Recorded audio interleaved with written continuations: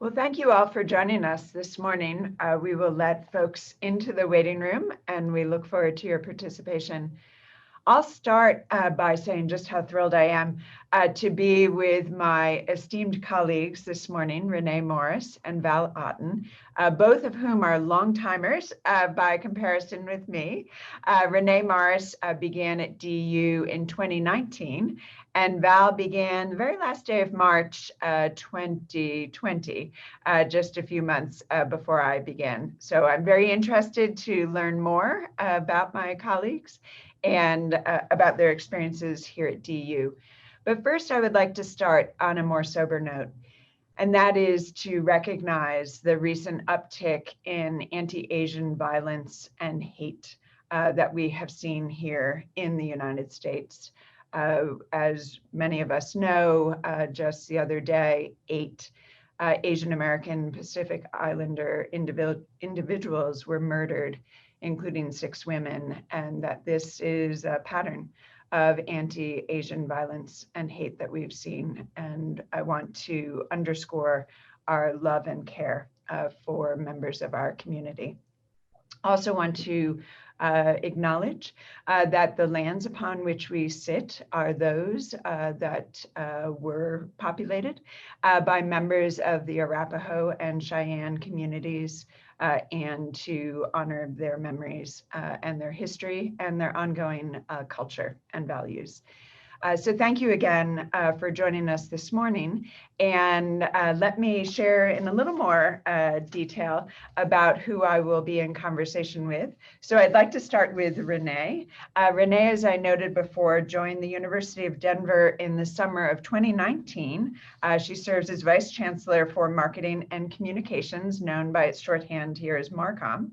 She is responsible for leading the strategy around branding and really developing a cohesive narrative for the university in that regard.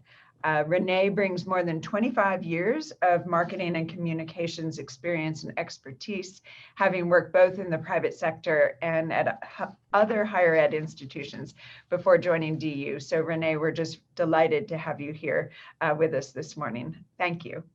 And Val Otten joined the University of Denver, as I said, March 30th, 2020. Val has over 25 years of experience as an advancement professional and carries the title of Senior Vice Chancellor for Advancement here at DU. Val's immediate past position was at Caltech, where she was significant in advancing their philanthropic support for academic and other initiatives on campus. So we're just delighted to have both Val and Renea with us this morning. And without further ado, I would love as an opening to ask you each to share with us a bit about what makes you you. What is it in your background or just your experience that you would say helped shape who you are, whether professionally or personally? I leave it to you. So I'm happy to share what makes me me. I think that's a really great question to start us off on. And the thing that I think about mostly about why I am who I am and the way I think the way that I do is because of my upbringing. I always describe myself as being one of the youngest baby boomers. And I grew up in an extended family, sometimes as many as 3 or 4 generations living under the same roof.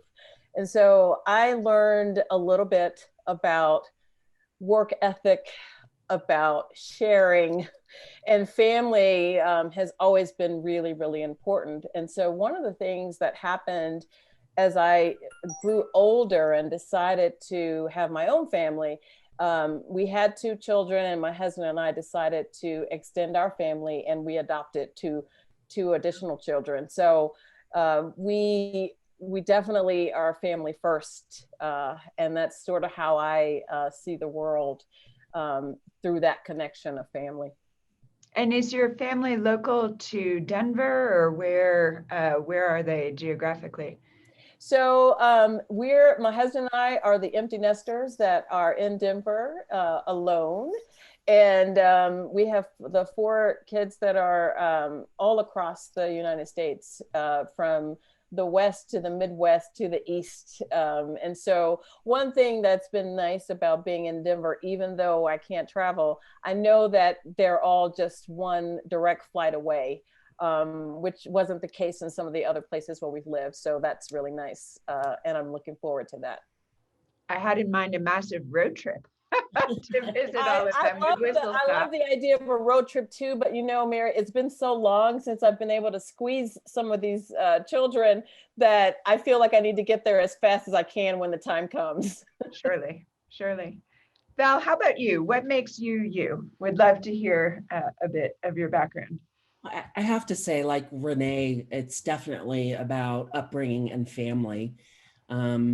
Some of you might know that my mother and father are Dutch. They were born in the Netherlands, as was my brother and sister. And so when I was born as the last one, they moved to Washington, D.C. for my dad's job at the World Bank. But we traveled extensively because of his work. And also going back to what they called his home country.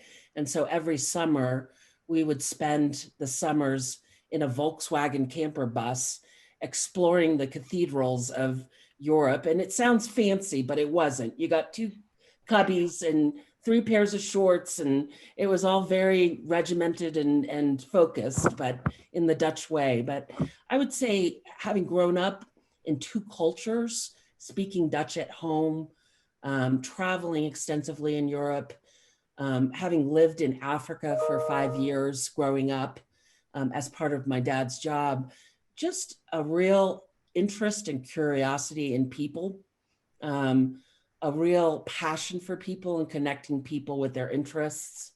Perseverance was definitely a value that was upheld in my family. Once you start something, you finish it. And you finish it well. But these are traits and values that come from, I think, being from a blended culture of both Dutch and then going to the US, being born in the US and having American friends and going to school and pursuing my higher education in the US, blended with that background of international travel that really make me who I am today. And Val, I saw that you had also spent 5 years living in Africa. I would love to hear more about that. Where were you and at which stage in your life was this? So this was when I was younger, so from 3 until 7 years old, but very formative stages for me. I lived in Ivory Coast, Abidjan. Abidjan was the capital of Cote d'Ivoire, a French-speaking colony at the time of France, but an incredible experience for me. My father worked there as an agricultural economist, and I think my parents can say without a doubt, it was the fondest memories for them of as a family growing up in a completely different culture, I didn't speak a word of French when I started, but started going to school, preschool, and then kindergarten and first grade, and learned how to speak French just by integrating myself into the French school system, but also being part of a society where you are actually the one that stands out with your blonde hair and your white skin and really feeling what it's like to be different and understanding how to socialize in that context. But it was an amazing experience. I'd love to go back at some point in my life, but really wonderful and great for my family holistically as well. Would love to hear more. So Renee, I'm going to turn to you. I highlighted in the introduction just a bit about your biography, if you will, in terms of your work in marketing and communications in both higher ed institutions and in the private sector. Would love to hear a bit more about your experiences prior to DU and what attracted you to DU. Yeah, so I had started my career several years ago in the corporate world. And there was a little bit, I used to say a blip, but it ended up being very serendipitous. And that was in the early 90s after the riots in LA. I co-founded a nonprofit organization, and it was really focused on helping young people find jobs and get ready for work. And that was something that, you know, really, I think changed my perspective on how I really wanted to show up and make a difference with my career. Fast forward, you know, life happened, kids happened, you know, I needed to pay the bills. So I ended up in the corporate world for a number of years, but it got to the point where I really was looking for something more meaningful at the end of the day that wasn't based on earnings per share and a quarterly earnings report. And I still had, actually, one of my children was still at home. And so I had really, really narrow parameters for what I would be willing to do, where I'd be willing to go. And I was tapped on the shoulder for this opportunity at a university that I was able to drive to 2.5 hours away from my house.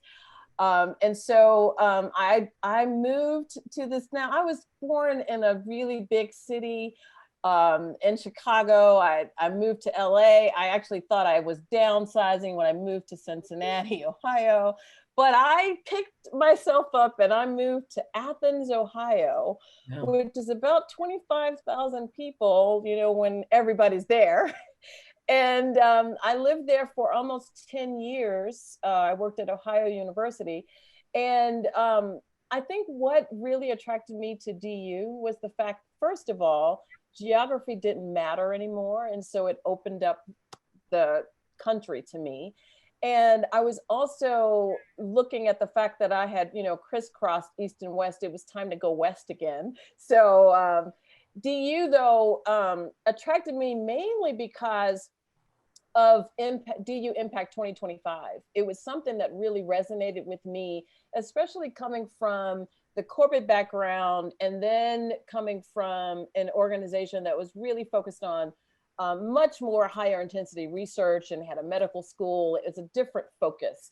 And so I love the fact that, you know, we solve real problems today, you know, for people for the most part. And the ambitiousness of that plan is one of the things that drew me. And I'd love to hear more about your background in Chicago. One of my sons is there now, and I just loved my visits there, driving along the lake. Wow, it's nirvana. Yeah. Would love to hear what you enjoyed most about Chicago. So there were a lot of things that I really enjoyed about Chicago, and it goes back to family again.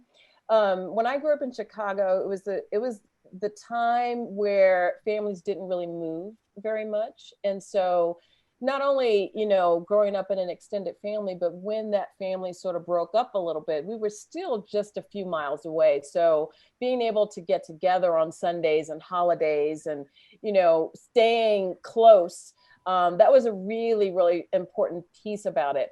But, you know, as I looked at how, you know, Chicago changed and just the geography and the makeup of the city, you know, it was really interesting to see that and growing up there. And I think, you know, you have a greater appreciation sometimes after you leave, because I was so disappointed with the weather in Chicago in the winter. You know, the lake looks great, but the lake effect snow and the wind make you not like it so much. So I do still enjoy visiting Chicago because there is a lot to do. And it reminds me a little bit of New York in that sense, that you can find almost anything that you're looking for. I'm laughing about your reference to the lake effect and the wind. My son would say, every which way you turn, the wind is in your face. It's never at your back. Val, I'd love to hear more about your background, what you did prior to coming to DU and what attracted you to DU. Well, I have to say, people often ask me, how do you fall into a job where you ask people for money? Yeah. And who wants that kind of job? And so I can tell you, as I was going through university, particularly my master's degree at American University, I was focused more on the track of communications, public relations, marketing, but I started doing pro bono work with nonprofits in the Washington, D.C. area, and there's over 3,000 amazing nonprofits. And I started on the communications track in that work, but ended up, because of the need of the organization, falling more into a track of fundraising at the ground level, grassroots fundraising, but then eventually more into more significant fundraising. And it led to my work, this profession of advancement. I've had the opportunity to work at many nonprofits, but I have to say that my work in higher education has been the most fulfilling. I have a passion for education. I find the work in advancement in higher education, both with the donors, but with the faculty and academic leadership, and pairing the interests of the academic leadership with the passions of the donor, incredibly fulfilling work. I would say that I really got to understand that this work was right for me when I was working at UC Santa Barbara and working in engineering and the science with the faculty and the deans in that area, and working with donors to bring really interesting and exciting research and educational initiative to fruition through philanthropy was just exciting. And when I had the opportunity to go to Caltech and build an organization from the ground up and be able to support the research of the faculty and students that's so breakthrough at Caltech, it was just, I mean, that was my pathway. I knew this was the fit for me. So after 10 years at Caltech and having successfully completed what was a $2 billion campaign, we raised $3 billion. It was extraordinary. I learned so much in that role. But I had this opportunity to say, what's next? And as I was looking at the landscape, I began having conversations with DU. And I have to tell you, I think geography definitely played a role. It was attractive from a personal standpoint for my family. You were looking for more snow, it sounds like. That's right. That's right. I got it in spades. So, but I have to say that the vision, like Renee, the vision for the university, its student focus, that was new for me. Coming from a place like Caltech that is amazing, but it's very research focused. It's not on the undergraduate and graduate student experience. And I love that focus. I think it's what distinguishes DU. And I saw a really interesting opportunity to come in and enhance the alumni donor community, and work with the academic leadership who I was really impressed with. Just a real desire and eagerness to partner with advancement that I saw as a really exciting opportunity. And I'm glad I made the decision. So I'm glad you made that decision. I'll say for the folks joining us, Val and I have had a wonderful time so far this year, partnering with all of the deans and academic leaders to be thinking through philanthropic visions for the future that are very much centered on access to opportunity. To Val's point, how is it that we can best support our students and really provide opportunities to take advantage of this education paired with academic excellence. So Val, it's been such a pleasure working with you in crafting and shaping these ideas. I've loved it. The partnership has been one of the most rewarding. So thank you, Mary. So now I'm going to turn to the rapid fire questions, and I am going to be taking track of or keeping track of points earned, I say facetiously. Okay, so the first question, rapid fire, is what is on your playlist? What is it you listen to as you're out walking or running or otherwise having some time to just be you? So first of all, I don't have a playlist, so I think I'm probably not going to get the points for this one. Well, but what I will say is that I like contemporary gospel. I like jazz, and any real good recommendation that the Calm app has for me for meditation or sleep stories. Those are the things that are my go-tos. It doesn't have to be a particular artist. But it really is a mood for me, and that's sort of how I choose my music. Great. I absolutely love all types of music. So I am open to anything and will swing along to any kind of music that I can listen to. But on my playlist, I will say I have things, a lot of rock and roll and jazz. I love Adele, Fleetwood Mac, Maroon 5, Marvin Gaye. I mean, I'm all over the map, but that's what gives me energy, and particularly for those walks and workouts. So That's great. So next on the rapid fire, what is on your nightstand? What are you currently reading or hoping to read, just read? So on my nightstand, I have a set of colored pencils and a coloring book. Oh my, that's great. It's a really small paperback book. The name of it is called Dream. And it's really set up to have 10 minutes of some activity that slows down the brain and gets you ready for sleep.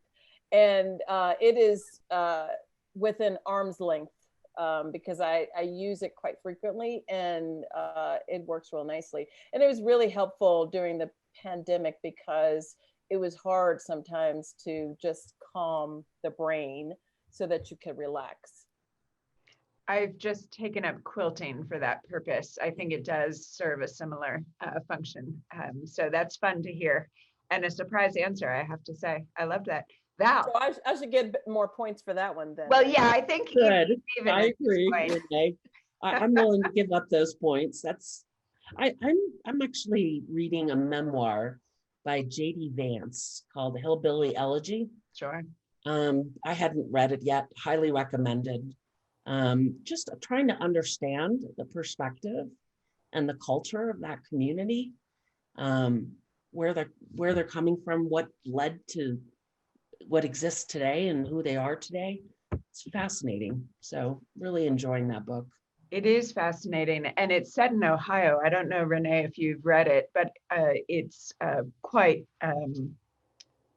thoughtful and reflective, and really a bit of an eye-opener.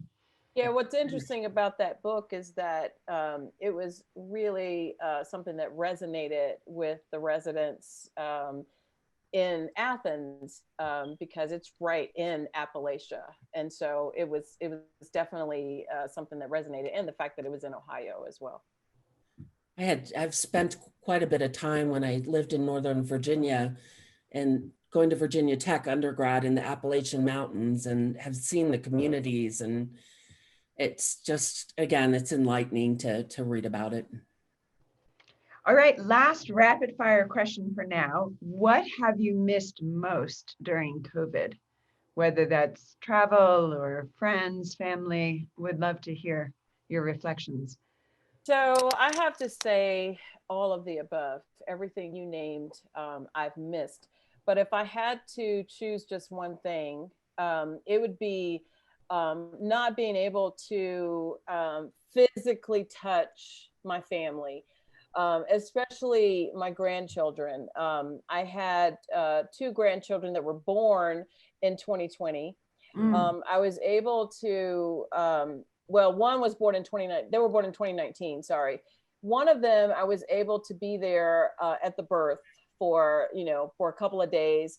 But, then this pandemic came, and I feel like took them away from me, and so I've been watching them grow up on FaceTime, which has been fun, but it's not the same. So I think that's what I've missed the very most, is not being able to squeeze them and really be a part of their lives the way that I would want to. And tickle them. Oh, I want to just do it all. Yes. So Val. Oh, it breaks my heart. It makes me want to, I have to say, I have my immediate family with me. My son and daughter are at home with me in Denver and have gotten settled in really nicely into Denver. And so I get to squeeze and hug them every day. And so I'm lucky in that way. I don't have grandkids yet, and that's okay by me, given their age. So, but I would say both personally and professionally, I've missed traveling the most. Personally, to see my dad and to see my sister and my brother. We're all spread out all over the country. And, but professionally, to get out there and engage with alumni and friends, both the chancellor and I have been eager to get on a plane and get back out there. We've been doing a lot of Zooming and some occasional social distancing on campus tours, that kind of thing. But I'm eager to get back out there and get to know the community across the nation that you know, has affinity for DU. Surely. I miss travel very much. And Renee, to your point about your grandchildren, I volunteered at one of the vaccine events, the one on Valentine's Day when it was -6, but still the elation of the individuals who are gaining access to the vaccine was so palpable, and it was principally focused on being able to see their grandchildren again. It was just such a sense of joy and relish that they had. It was really wonderful to see. Well, I'll tell you, you know, as a parent, you hear things about what grandparenthood is about. And I'll tell you, it's better in some ways. The pandemic has made it difficult, but it's worth it. All the upside, none of Yes. the down Yes. is what I hear. Yes. All right, so I am going to pivot now. You have both been on teams, we're on teams together, and you've led teams. What do you enjoy most about that sort of teamwork? Would love to hear your reflections here at DU or in past experiences. For me, it is the dynamism, the fact that no day is the same because people are so different. And that's really what drives me and keeps me excited. You know, I don't think that I would have excelled in a field where everybody was the same and thought the same and the work was the same every day. It's why I thrive, I think, so much in a communications and marketing environment because of that. But I think that, you know, when you think about leadership and teams, it's a process. It takes time to build the culture, develop the relationships. And I think that you have to be invested in order to be able to do that effectively. And you have to be authentic. And I think that being able to even be vulnerable at times with your teams to allow those things to happen is when you start to see, I think, the biggest change. And so what's been exciting to me is to be able to see the impact and the influence over time with teams and what they're able to accomplish well beyond the work, but just as individuals themselves. And that openness and vulnerability that you referenced, is that something that you've seen modeled in the past by someone with whom you've worked or who has led a team that you've been on? So I've had a number of different types of supervisors. And one of the things that I am really reticent to do is to say that there's one particular person that has made a mark, because there's been lots of qualities and lots of individuals that I've picked up on and decided to gravitate to. But, you know, I have to go back again to family, because I think that has been the biggest influence on me in how I conduct myself as a leader and how I show up on teams. Because you have to be, if you're going to be successful in a family that has 3 generations under one roof, you have to learn how to work together cooperatively and collaboratively and give and take. And, you know, so I think all of those were very formative things for me. I had no idea, obviously, that I'd be doing what I'm doing now, but it was training me for being able to be a leader of a team. And I happen to be one of the oldest children, so I got special privileges too. But I imagine in terms of patience, waiting for the bathroom or the shower, flexibility, but also that intergenerational understanding and maybe focus on values or Yeah. all of those came into play. And, you know, when you're going through it, you don't really think about it. But in reflection, I can see how it really has had a really big impact on the way I see the world and how I show up. So Val, over to you. What have you enjoyed most about working on teams, whether it's here at DU or elsewhere? And is there a particular role model who you have in mind when you're making choices about how you come to work, to use Renea's framing? I would say that the things that I've enjoyed most in terms of leading at DU has been working collaboratively with the advancement team and then more broadly, the DU community to develop a strategic plan and create focus in our work. And so that development of that strategic plan done in a collaborative way, working in partnership with the team within advancement, but also with our colleagues, with the deans, with the faculty, the staff, and university leadership, that has been extremely rewarding, that strategic planning process, that collaboration. I've loved empowering others, particularly within the advancement team, but across the university, to be their very best and to celebrate their successes.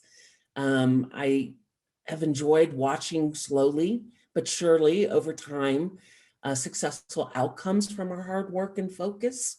I get a lot of motivation as a leader in both in learning from successful and maybe not successful outcomes and how we can improve going forward to create those successful outcomes. There have been many people like Renea. I've been the beneficiary of incredible mentors. And I can think of 3 or 4 off the top of my head. I will say there was at Caltech most recently, I worked with an individual by the name of Brian Lee. He was our vice president of advancement at Caltech. The qualities about him, that he was visionary, but authentic and led by example. He knew how to empower teams and motivate teams to create outcomes, yet did it in a very compassionate and empathetic way, in an authentic manner.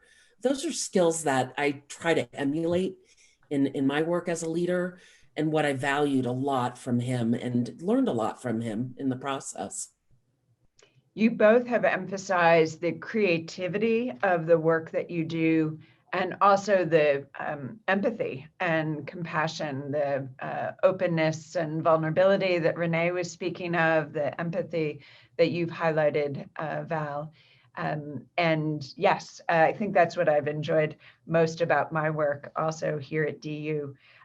So here's another question that really stems from this prior.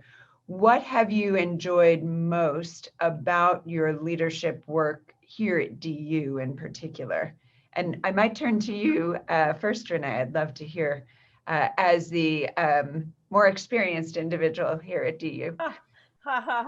It's all relative for sure, because, you know, I feel as if I'm just really just beginning. In all seriousness, but I would say that one of the things that has been the most, I say, beneficial for me in terms of my leadership here at DU is the fact that I have an opportunity with a team to really affect the long-term stability of the institution. It has really widespread implications. And that's really exciting to me, that it really is going to make a difference, not only today, right now, but generations to come.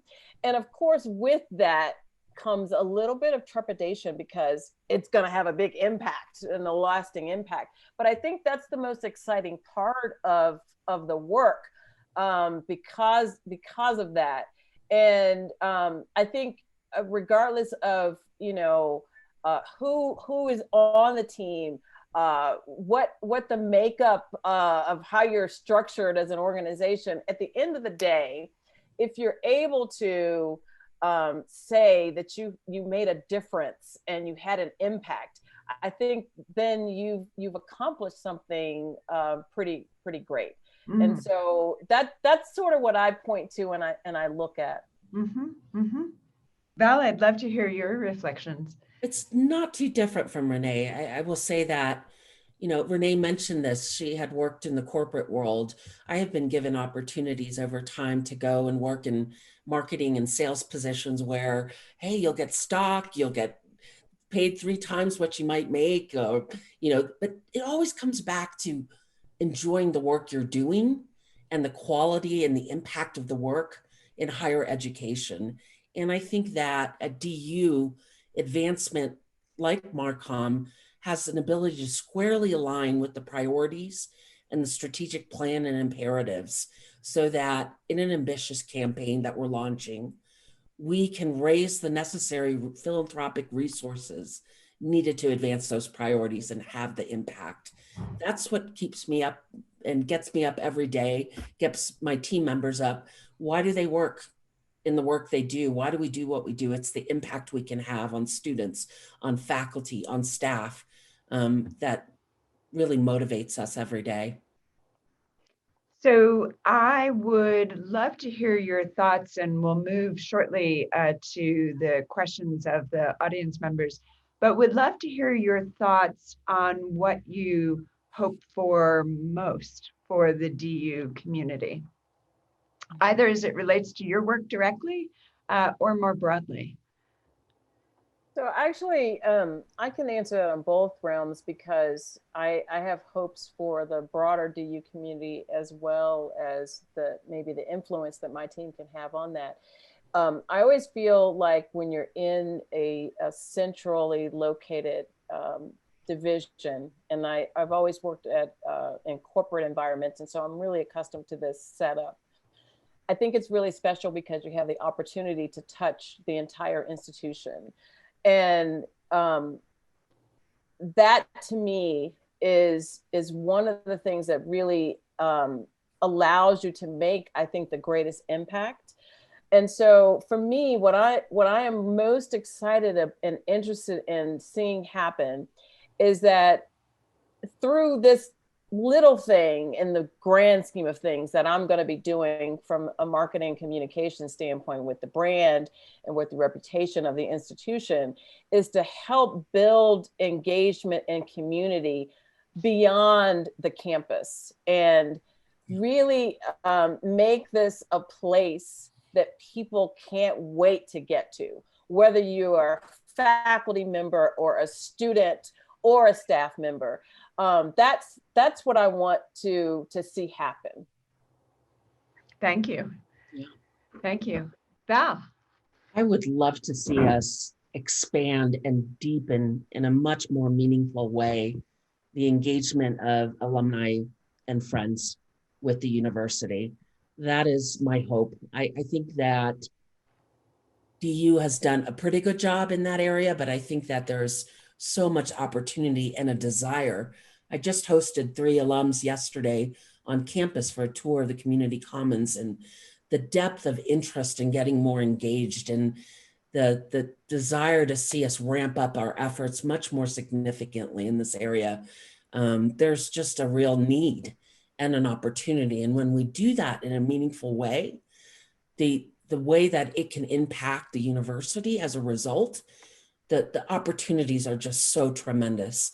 I've seen this happen in previous institutions, and I know that that impact will help advance the goals of DU. I would say I'm particularly keen on seeing DU differentiate itself. I think we're heading down a path. We've done so in part already, but we're heading down a pathway in a very focused way.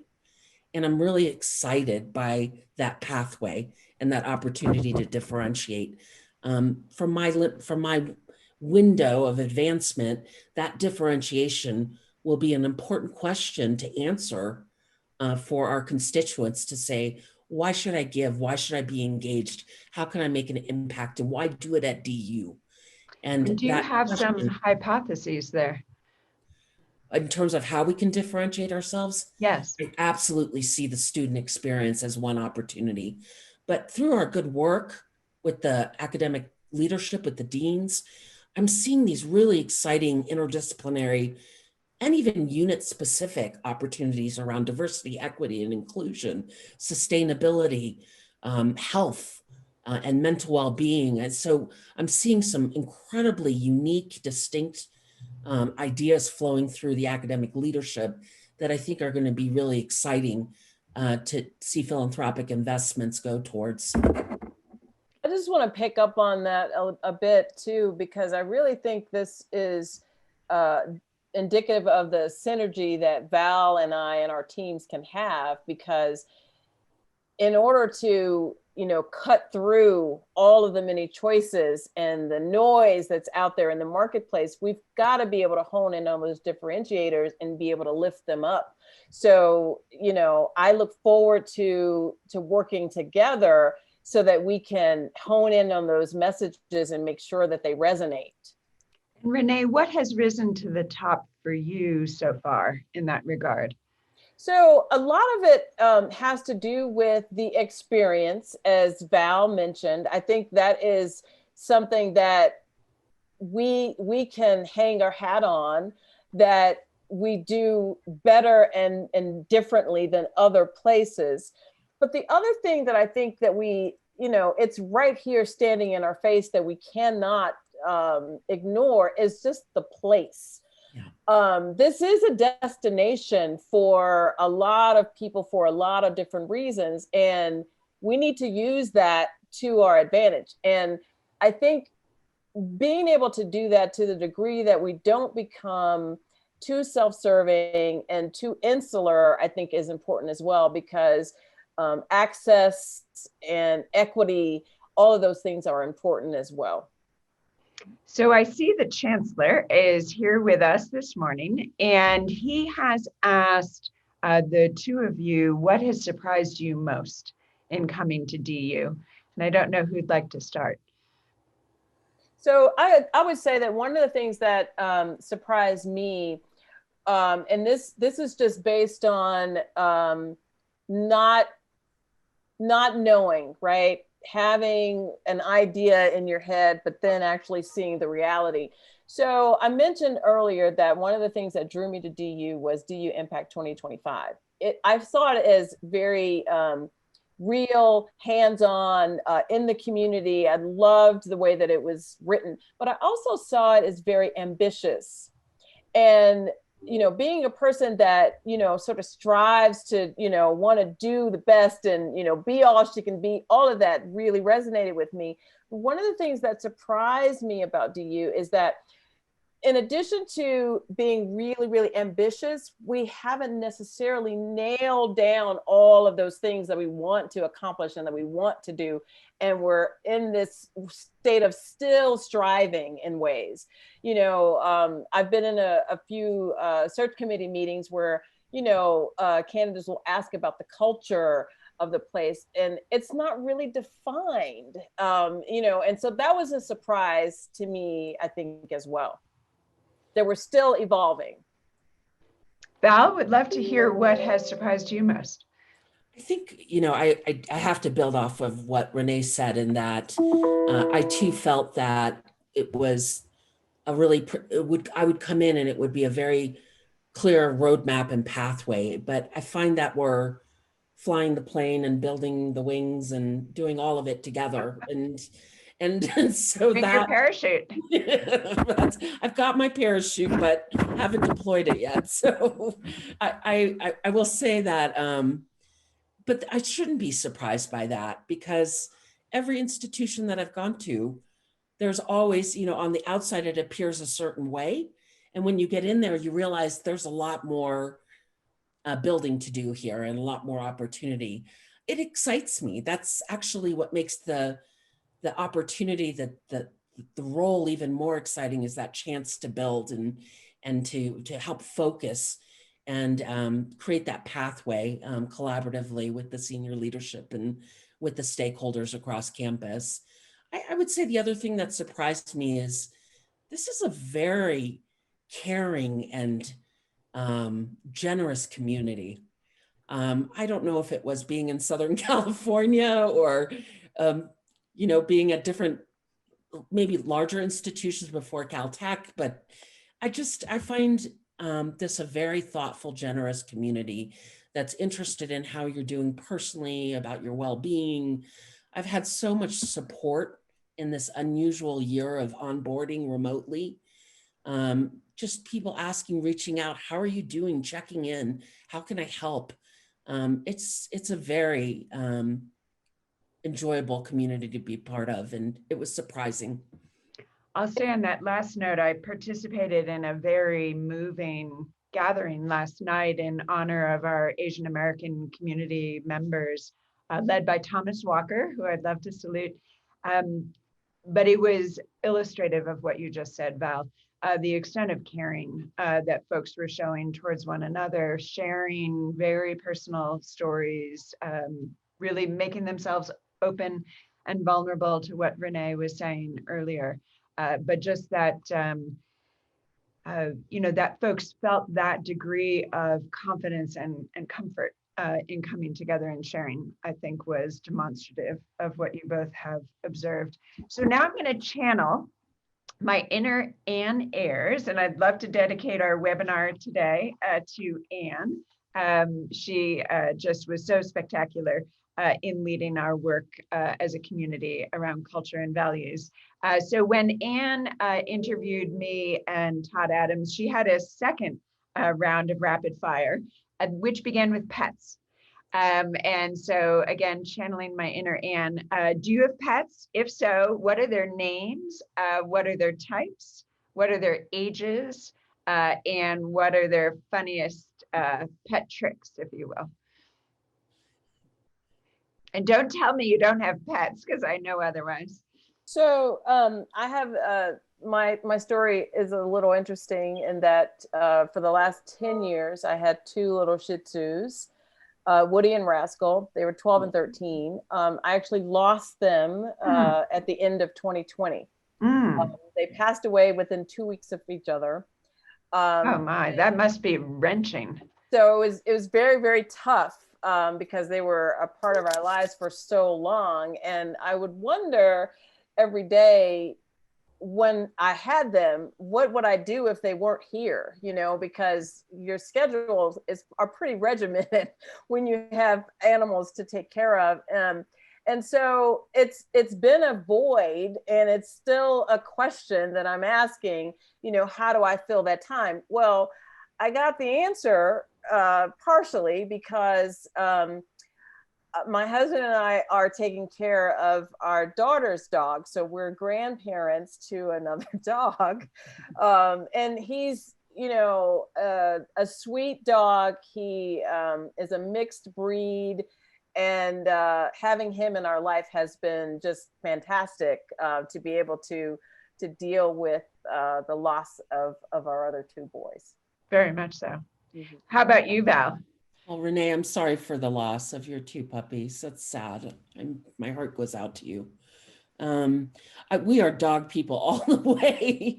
If you ever hear in my background, the dog's barking, and Mary knows, she hears it in the background from time to time, but they're vocal, they're active. They loved the 2 feet of snow coming from Southern California to Denver. They were like, wow, this is paradise.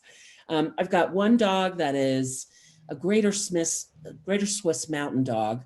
He's about 140 pounds. Wow. His name is Diesel. How did you choose that name? Yeah, right.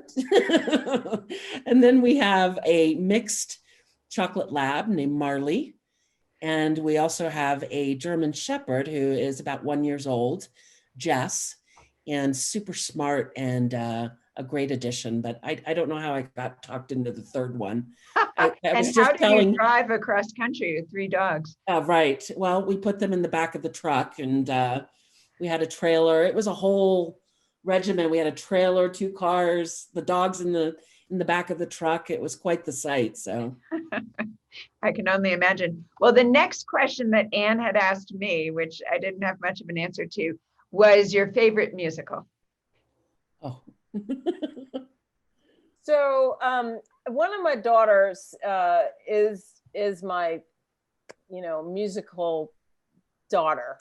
So I grew up, going to lots of musicals, seeing her perform in lots of musicals. And so it's really, really hard for me to say what is my favorite. You know, I alluded to the fact that I like New York and I do like Chicago, and theater is something that I do like.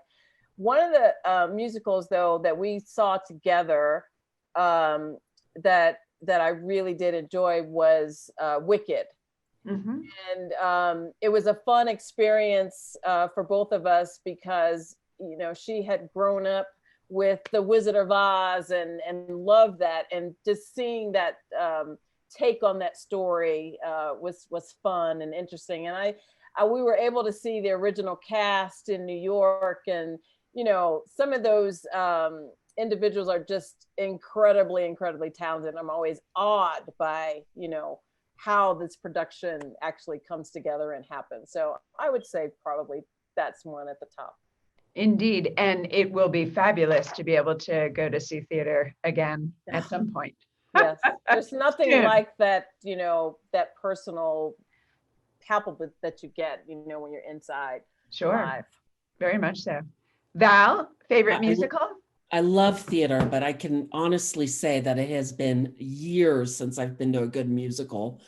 I will say one of my all-time favorites, though, was one that I remember distinctly, was seeing Cats in Amsterdam when I was visiting with family in Amsterdam, and having the opportunity to see Cats in Dutch. That was very unusual. Cats could speak Dutch. Right. It was, yes. Luckily, I could speak Dutch and understand it, but that was one of my all-time favorites. So we now have a question from the audience. Yeah. How during COVID have you practiced well-being? And Renee, you've shared with us a number of strategies. I don't know if these have been lifelong or are they specific to COVID? So most of them are lifelong, but specifically during COVID, one of the things that I started doing was every day I got outside. And that was something that I wanted to be able to do, but wasn't really committed to it as much as I did, you know, during the throes of the pandemic. And so being able also to enjoy the sun in Denver in ways that I never was able to enjoy in the Midwest, you know, during the winter has been fantastic. And then the other thing that I do, and this is something that I actually learned from one of my grandmothers. So she wasn't able to, you know, travel a lot. And so she took her vacations in the bathroom. Oh, and so you really had to have patience there. That's right. And so, she told me, she said, you know, while your kids are young and, you know, you're not able to move around the way, she said, find your spot in the bathroom. And so when my kids were young, because the first two were 22 months apart, so they were almost like two firstborns. They were very strong and, you know, strong-minded. I would lock myself in the bathroom and I would tell them that I'm not coming out unless or until I'm ready, but unless, you know, somebody hurts themselves and there's bleeding, but it has to be dripping. No, oh dear. I had to be really You define the volume of blood. Oh yeah, because I had to be real specific with them because they would try it. And, you know, they would kick on the door and they, you know, I'd hear them with their books, you know, reading. And finally, after a couple of times they got it and they knew when mom went in the bathroom, that was her time. So I still do that occasionally, even though I'm not trying to get away from anybody. It's really just my time. So I love bubble baths. Very funny. And someone has suggested a book to you, the children's book, 5 Minutes of Peace. I don't know it, but sounds like you had discovered that well before. Val, how have you pursued well-being during COVID? It's a great question. I would say that I really try to carve out time, not just for myself, but for my family, and really set aside every day in the evening hours, time where I can focus and have good conversation, connect with my kids. That totally helps me relax, believe it or not, unstressed for the most part. I really enjoy that time with them one-on-one. The other is getting out there every day, outside walking. I'm really trying to get into a pattern of doing that more consistently, taking 1 or 2 of the dogs out and getting out there and getting the exercise. That's something I'm really focused on doing more of and getting more time of. I love spending time with friends. When I have downtime, I try to connect with my friends right now over phone or Zoom. But I have friends in California and Virginia, and I try to stay in touch with them and stay connected. But it's a nice way to balance the work life. And to your last point, I always have to remember what time zone folks are in. So I'm not calling them at a ghastly hour. It'll be interesting to see which of our new habits during COVID carry over to the post-COVID era. But I have a last question for you, again, channeling my inner Ann Ayers. Do you have a favorite expression, favorite catchphrase, something that you think about as you do your work?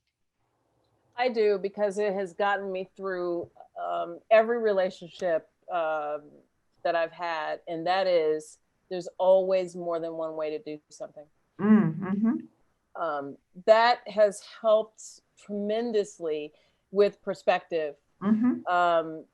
And I've tried to pass that along to other people as well. But it's definitely been something that has helped, you know, in my marriage, in professional life, and I believe it, and it's true. And if you come to that realization, I think it will help alleviate a lot of tension from time to time. And I do wonder if that intergenerational background that you spoke of, the upbringing, might have helped shape that sense that there are many ways to do something. Yeah. Val, over to you. Well, I think I mentioned at the beginning of our conversation that perseverance is deeply rooted in who I am and who my family is. And so try again. You keep going at it from different angles, new ways.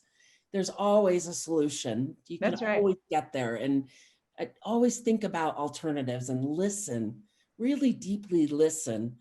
And it helps you figure out how to get around and to that endpoint you're looking to get to. And it's so interesting that you each have identified a very similar view here, very similar way of thinking about things and framing things. Well, thank you. It has been such a pleasure getting to know the two of you better. It really has been delightful learning more about your backgrounds and your reflections and your ways of thinking. So thank you so much for sharing with me and sharing with all of us. And we will look forward to future community and values webinars, learning more about our campus leadership and campus community. So thank you again for joining us today. Thanks for having us. Thanks for having us.